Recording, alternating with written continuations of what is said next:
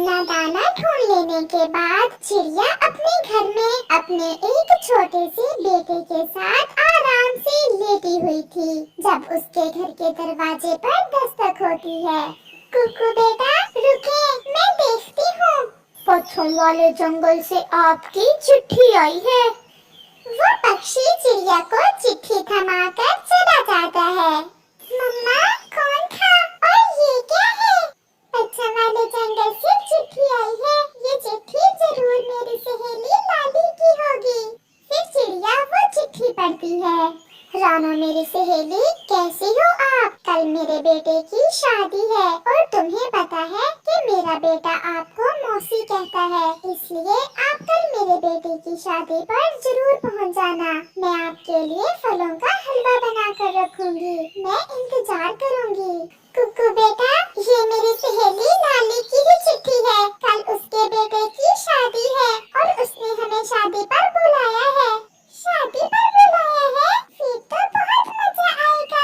मम्मा, मैंने पहले कभी पतंग वाला जंगल नहीं देखा। मुझे नई दुनिया देखने को मिलेगी। ये तो बहुत खुशी की बात है।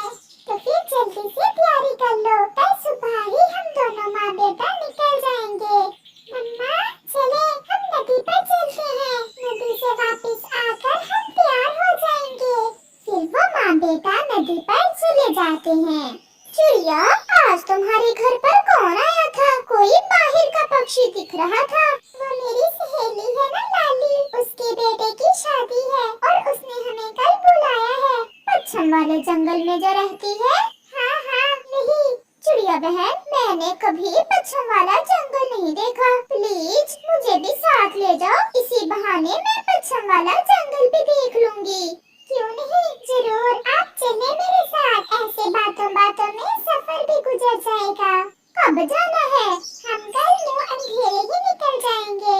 तो फिर मैं जल्दी से जाकर अपना हेयर स्टाइल ठीक कर लेती हूँ।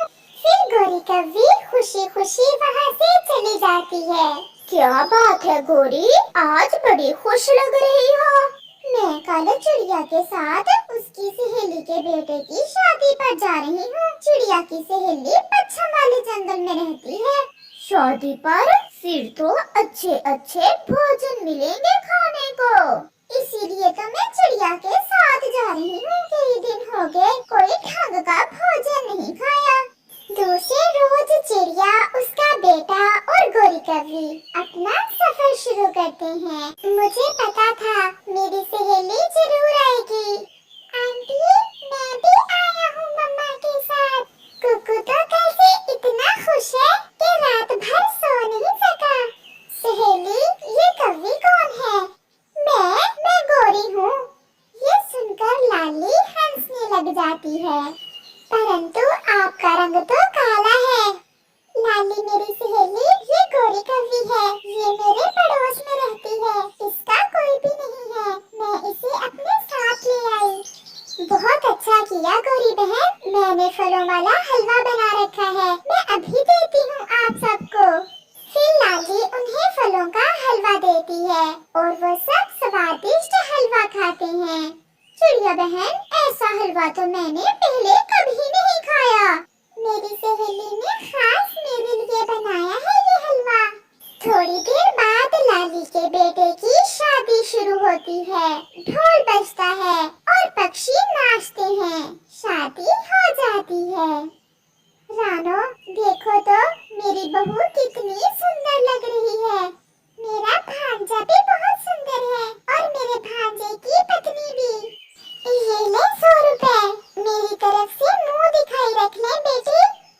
मैं भी कुछ लाना तो चाहती थी, परंतु आते समय मुझे भूल गया।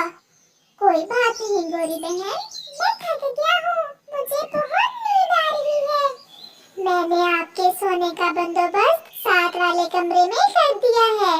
फिर अचानक गोरी की नजर लाली की बहू के कंगन पर जाती है, जिन्हें देखकर गोरी की नीयत बदल जाती है और वो मन ही मन में सोचती है, ये कंगन तो बहुत सुंदर है। ऐसे कंगन अगर मेरे पास हो तो मैं कितनी सुंदर लगूं। चलो गोरी बहन, कुकू को नींद आ रही है, हम अब सो जाते हैं जाकर। फिर वो सब साथ वाले कमरे में चले जाते हैं। कमरे में जाते ही कुकू तो सो जाता है। थोड़ी ही देर बाद चिड़िया भी सो जाती है, परंतु गोरी की आंखों के सामने तो वो कंगन बार बार आ रहे थे। वो कंगन तो मेरे पंखों में होने चाहिए, क्यों ना वो कंगन में चुरा लूं और यहाँ से भाग जाऊं।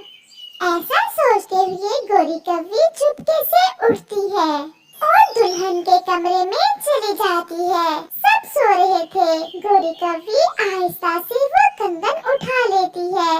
कौन कौन है? अरे गोरी बहन, आप सोई नहीं अभी तक? मुझे प्यास लगी थी, पानी पीने आई थी।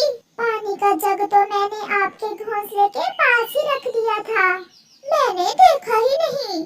चलो अब सो जाएं, अब रात गहरी हो गई है। गोरी फिर से अपने घोंसले में जाकर लेट जाती है। वो कुछ देर लेटी रहती है और फिर चुपके से उठकर जैसे ही भागने लगती है तो चिड़िया उसे आवाज देती है। गोरी, गोरी बहन, कहाँ जा रही है इस समय? नहीं, मैं तो ऐसे ही टहल रही थी। वो ऐसा है ना, मैंने हलवा थोड़ा ज्यादा खा लिया था, इसलिए नींद नहीं आ रही थी। वो फिर से अपने घोंसले में आकर लेट जाती है। गोरी कौवी कंगन चुराकर भागने की कोशिश कर रही थी, परंतु वो जब भी भागने की कोशिश करती कोई ना कोई जाग जाता। फिर वो अपने पर्स, जिसमें उसने लाली की बहू के कंगन छुपाए हुए थे, अपने घोंसले में रखकर सो जाती है। सुबह हो जाती है। उठो उठो, सब उठो, मेरी बहू के कंगन नहीं है।